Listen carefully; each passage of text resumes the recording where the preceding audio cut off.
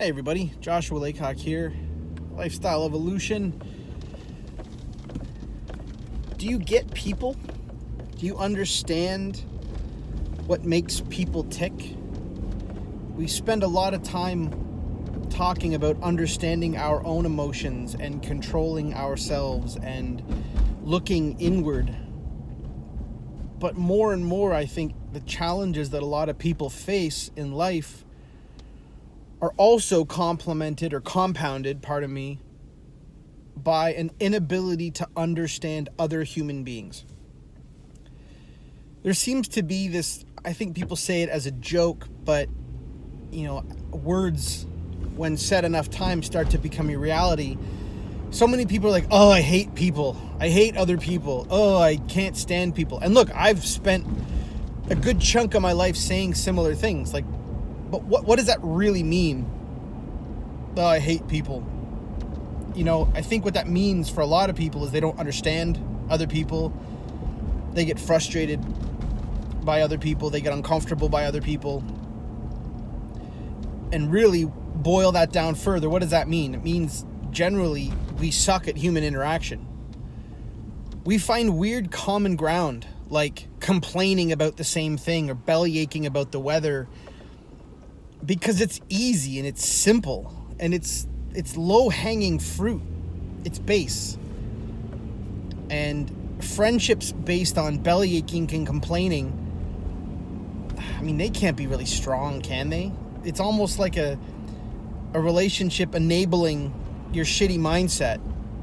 And that's, I get it. We want to fit in. And if we're frustrated and angry and uncomfortable, why not find other people who are frustrated, angry, and uncomfortable with life, and then we'll fit in, and we're not the only one who thinks this way. But man, is that ever a shitty way to go through life? And I think what we need to do is we need to start to, 1, be aware of, 2, give a shit about, and 3, start working on understanding other people, understanding their emotions, understanding how the things that we say and the things that we do impact and influence other people. It's not enough to be good at a job. It's not enough to be able to manage things and to be organized.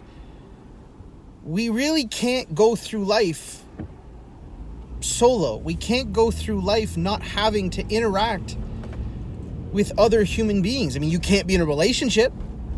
But how many people are in relationships and have no clue how other people feel and act and what they're thinking about and how my presence impacts them? How many people have jobs where, I would wager that the overwhelming majority of the people who are listening who have jobs have other people who are invited to show up also at the same place, and we have to work in general proximity. How many people are managers and say things like, oh, I hate other people? And I mean managers because they're not leaders, right? We, in addition to having to do introspection and understanding ourselves and bringing our true self forward, we also have to look outward, and we also have to be aware of those people. And we have to be willing to have tough conversations. But we also have to be willing to put ourselves out there, to have the courage, to be courageous, like I've talked about. If someone at your work is saying, oh, I'm stressed out about something, instead of trying to justify why they shouldn't be stressed out or comparing them to someone else and saying, well, why are you stressed out? So-and-so has it just as badly as you. Instead of that, why don't we say things like, I'm sorry you feel that way. What part of your day or what part of your job are you finding the most stressful? How can I help you? What are some opportunities or what are some things that we can look at doing differently to help you manage that stress a little bit more effectively? It's empathy, right? It's actually giving a shit about the other human beings around you. And that's hard because emotions are messy and uncomfortable. I've had so many coaching sessions that have ended in tears or, people having really deep revelations about something, and they're scared or they're nervous or they're, I've had someone throw up almost because they've worked through some deep, heavy stuff. And you have to understand that we are not an island.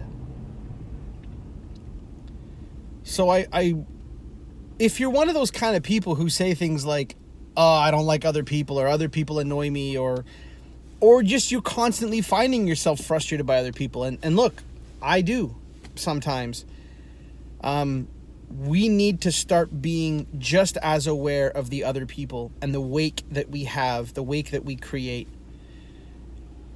Because I think everything's going to level up. If you start to love, the Love Languages is a fantastic book, and I'm sure I've spoken about it before. It's really about two things, about understanding yourself, but also putting yourself out there in a way that your partner is receptive, that adds value to them. At work, if you start to really care about your interactions with the people around you, if you really start to care about who they are and what they're going through in life, you're going to start to really thrive. You're going to be better at your job. You're going to find more people willing to step up and help you out. You're going to feel more fulfilled. Yeah, you may even get a promotion. You may even be asked to be a leader within your organization. It is becoming more and more rare to have human beings caring about other human beings, because I think most of the time we're more comfortable with a relationship like this through a screen. And it's easy to feel like you're socializing and feel like you're connected when you're staring at them through a screen or through a text. But at the end of the day, we're all just a giant ecosystem of human beings swirling around and interconnected in a variety of different ways. And if we're not concerned with how we connect into that network and how we impact it, we're going to fail. We're going to be miserable. It's like a computer not connected to the internet. I'm sure people are like, there's computers that don't connect to the internet? Not really, not anymore, right? So, one, watch the language that you're having around other people and start to maybe go out and look at other people as not being an annoyance, as not being someone who's going to frustrate you, as not being an obstacle to where you want to go. Instead, start looking at them with a bit of compassion and a bit of love, and analyze them in that context, not in a judgmental way. And then if you start to measure the effectiveness of your actions in terms of how you are influencing other people and what kind of an impact you're having on their emotional state and their sense of well-being and cohesiveness, then I think you will find success will follow you and you will start to evolve. But I really don't see evolution happening in isolation. I mean, I'm not actually an evolutionist. I don't understand, in terms of science, I don't understand what it takes for a snake to grow legs or, a fish to learn how to breathe the air. But I'm pretty sure it doesn't happen on its own. I'm pretty sure there's an element of community. There's got to be an element of struggle and connectedness and something more than individual human beings moving about in this world, trying to navigate despite being annoyed by the other human beings out there trying to do the same thing.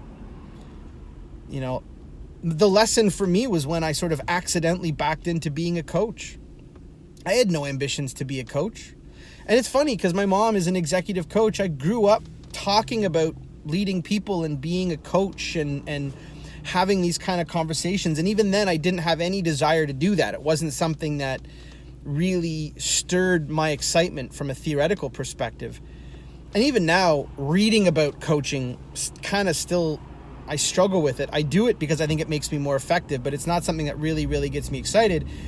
It is actually that deep, intense connection with someone and learning how to help them recognize their own emotions and how to help them manage it through our interaction.